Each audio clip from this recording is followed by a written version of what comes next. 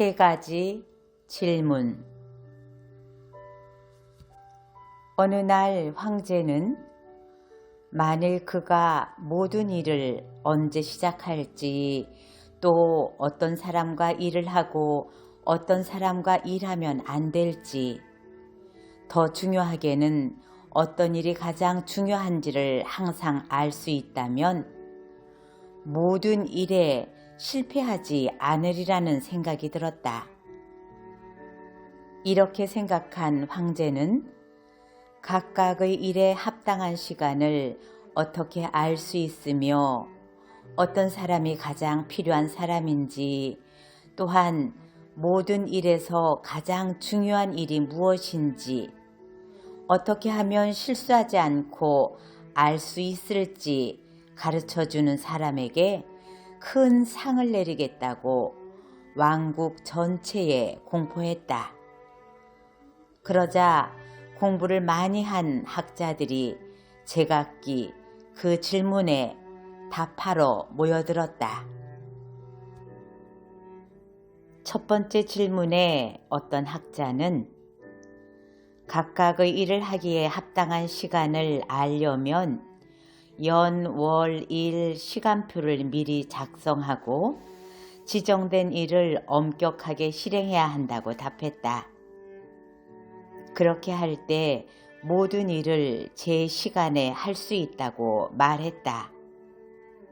다른 이는 어떤 일을 언제 할지 미리 결정해서는 안 되고 쓸데없는 것에 마음을 빼앗기지 않아야 하며 일어나는 일에 늘 주의를 기울일 필요가 있고 또 꼭 필요한 일만 해야 한다고 말했다. 또 다른 학자는 아무리 일어나는 일에 주의를 기울여도 사람이 언제 무슨 일을 해야 하는지 정확하게 결정하는 건 불가능하므로 현명한 사람의 조언을 들어야 하고 또 그 조언에 따라 언제 무슨 일을 해야 할지 결정해야 한다고 했다. 또 다른 학자는 조언자들에게 물어볼 시간이 없지만 일을 시작해야 할지 말지를 급하게 결정해야 할 그런 일도 있다고 말했다. 그것을 알려면 일어날 일을 미리 알 필요가 있는데 그것을 아는 사람들은 마법사들 뿐이므로 각각의 일에 적합한 시간을 알려면 마법사에게 물어야 한다고 답했다. 두 번째 질문에도 역시 각양각색의 대답이 있었다. 어떤 이는 황제에게 가장 필요한 사람은 통치의 조력자들이라고 했고 또 다른 이는 성직자, 또 다른 이는 의사 혹은 군인이라고 했다. 세 번째 질문에도 역시 서로 다르게 대답했다. 어떤 일이 가장 중요한 일일까? 어떤 이는 세상에서 가장 중요한 일은 학문, 어떤 이는 군사 기술, 또 어떤 이는 무엇보다 신을 경배하는 것이 중요하다고 말했다. 모두가 다르게 답했기 때문에 황제는 어느 누구의 말에도 동의할 수 없었고 아무에게도 상을 주지 않았다. 자신의 질문에 대한 답을 더 확실히 얻기 위해 황제는 지혜롭다고 소문이 자자한 은둔자에게 묻기로 결심했다. 은둔자는 숲에 살면서 아무데도 나가지 않고 평민만 맞아들였다. 그러므로 황제는 평민복장을 하고 신복과 함께 갔고 은둔자의 거처에 도착하기 전에는 말에서 내려 혼자 그에게 갔다.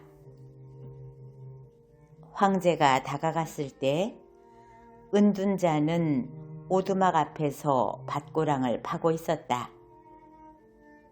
황제를 보자 그는 인사를 나누고 곧바로 다시 땅을 파기 시작했다. 은둔자는 몸이 몹시 야였고 삽을 땅에 박고 작은 흙덩이를 파면서 힘겹게 숨을 쉬고 있었다. 황제는 그에게 다가가 말했다. 현명한 은둔자여, 3가지 질문에 답을 얻기 위해 당신에게 왔소. 3가지 질문은 바로 이것이오. 나중에 후회하지 않으려면 어떤 시간을 기억하고 놓치지 않아야 하는가? 어떤 사람이 가장 필요한 사람이고 어떤 사람과 일을 더 많이 하고 어떤 사람과는 일을 줄여야 하는가? 어떤 일이 가장 중요한 일인가? 그리고 모든 일 중에서 무엇보다 먼저 해야 할 일은 무엇인가? 은둔자는 황제의 말을 들었지만 아무 대답도 없이 다시 땅을 파기 시작했다. 몹시 지쳤군. 황제가 말했다. 삽을 주게. 대신 내가 해주지. 고맙소. 은둔자는 이렇게 말한 뒤 삽을 주고 땅에 앉았다. 밭고랑 2줄을 파고 황제는 멈춰 서서 또 질문을 했다. 은둔자는 아무 대답도 하지 않고 일어나더니 다시 삽을 잡았다.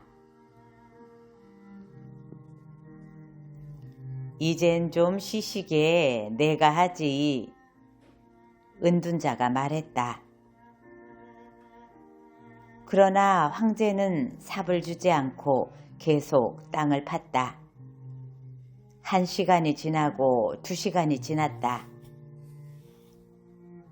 태양이 나무 위로 뉘엿뉘엿 지자 황제는 삽을 땅에 놓고 말했다. 은둔자여, 난 3가지 질문에 답을 들으러 자네에게 왔네. 만일 대답해 줄 수 없다면 나에게 말을 하게. 그럼 돌아가겠네. 저기 누군가가 이곳으로 도망치고 있구먼. 은둔자가 말했다. 저 사람이 누구인지 보시오. 황제가 몸을 돌리자 수염이 덥수룩한 남자가 숲에서 급히 달려오는 것이 보였다.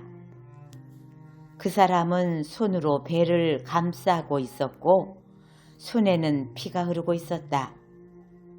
그 남자는 황제에게 다가와 땅에 쓰러져 꼼짝도 하지 못하고 눈을 뒤집은 채 약하게 신음소리만 냈다. 황제는 은둔자와 함께 그의 옷을 열어보았다. 배에는 커다란 상처가 있었다. 황제는 정성껏 상처를 닦아주고 자신의 스카프와 은둔자의 수건으로 상처를 싸매주었다. 그래도 피는 멈추지 않았다.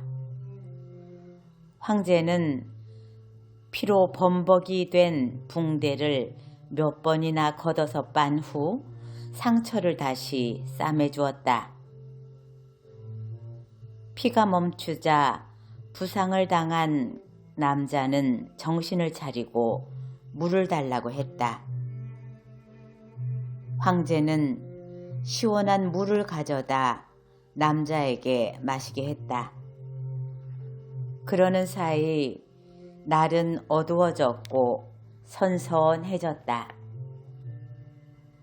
황제는 은둔자의 도움을 받아 부상자를 방으로 옮겨 침대에 눕혔다. 침대에 누운 부상자는 잠이 들었다. 황제 역시 오래 걷고 일을 꽤 많이 해서 피로한 나머지 문지방에 몸을 기댄 채 누워 역시 깊은 잠에 빠졌다. 짧은 여름 날밤에 어찌나 깊이 잤던지 황제가 아침에 일어났을 때는 자신이 지금 어디에 있는지, 그리고 침대에 누워 번쩍이는 눈으로 자신을 뚫어지게 바라보는 수염이 덥수룩한 남자가 누구인지 이해할 수가 없었다. 나를 용서해 주시오. 남자는 힘없는 소리로 황제에게 말했다. 나는 자네를 모르고 자네를 용서할 만한 일도 없네. 황제가 말했다. 당신은 나를 모르지만 나는 당신을 알고 있습니다. 나는 당신이 내 형제를 처형하고 내 재산을 몰수했기에 당신에게 복수하겠다고 맹세한 당신의 원수요. 당신이 혼자 은둔자에게 간다는 것을 알고 당신이 돌아오는 길에 죽이기로 결심했소. 그런데 하루가 지났는데 오지 않는 거요. 어디 있는지 알아보려고 숨어 있는 곳에서 나왔는데 당신의 호위병들과 마주친 거요. 그들이 나를 알아보고 덮쳐서 부상을 당했소. 난 그들을 피해 도망치는 중이었소. 당신이 나를 돌봐주지 않았다면 나는 피를 너무 많이 흘려 죽었을 거요. 나는 당신을 죽이려고 했지만 당신은 나를 살렸소. 이제 나를 살려줬으니 당신이 원한다면 나는 당신의 종이 되겠고 내 아들에게도 그렇게 말할 거요. 부디 나를 받아주시오. 황제는 적과 이렇게 쉽게 화해한 것이 너무 기뻐서 그를 용서할 뿐만 아니라 그의 재산도 돌려주고 그 밖에도 그를 위해 하인과 의사를 보내주겠다고 약속했다. 그 남자와 작별을 한 후에 황제는 주위를 살피면서 은둔자를 찾았다. 은둔자의 집을 떠나기 전에 마지막으로 3가지 질문에 답해달라고 말하고 싶었던 것이다. 은둔자는 어제 갈았던 텃밭에서 무릎으로 기어다니며 채소 씨앗을 심고 있었다. 황제가 그에게 다가가 말했다. 마지막으로 은둔자여, 내 질문에 대답해주게. 벌써 답이 되지 않았는가?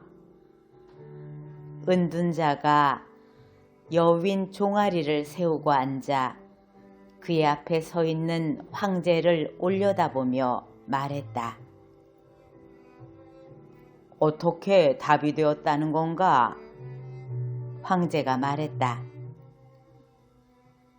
무르나 마나한 거 아닌가? 은둔자가 말했다. 만일 자네가 어제 내 연약함을 불쌍하게 여겨 나를 위해 이 밭을 파주지 않고 돌아갔다면 저 젊은이는 자네를 공격했을 것이고 자네는 나와 남아있지 않았던 것을 후회했을 거네. 그러니 가장 중요한 시간은 자네가 고랑을 받던 시간이고 내가 가장 중요한 사람이고 가장 중요한 일은 나를 위해 선한 일을 해준 거라네. 나중에 저 젊은이가 달려오고 자네가 저 젊은이를 위해 동분서주했을 때가 진짜 시간이었어. 자네가 상처를 싸매주지 않았으면 저 사람은 자네와 화해하지도 못하고 죽었을 테니까. 그러니 저 사람도 가장 중요한 사람이고 자네가 저 사람에게 해준 일이 가장 중요한 일이지. 그러니 기억하게나. 가장 중요한 시간은 바로 지금이라네. 가장 중요한 이유는 그 시간에만 우리는 나 자신을 통제할 수 있기 때문이네. 그리고 가장 필요한 사람은 지금 만나고 있는 바로 그 사람이지. 그 사람은 다른 사람과 어떤 관계를 맺게 될지 아무도 모르기 때문이지. 그리고 무엇보다 가장 중요한 것은 그에게 선을 행하는 것이라네.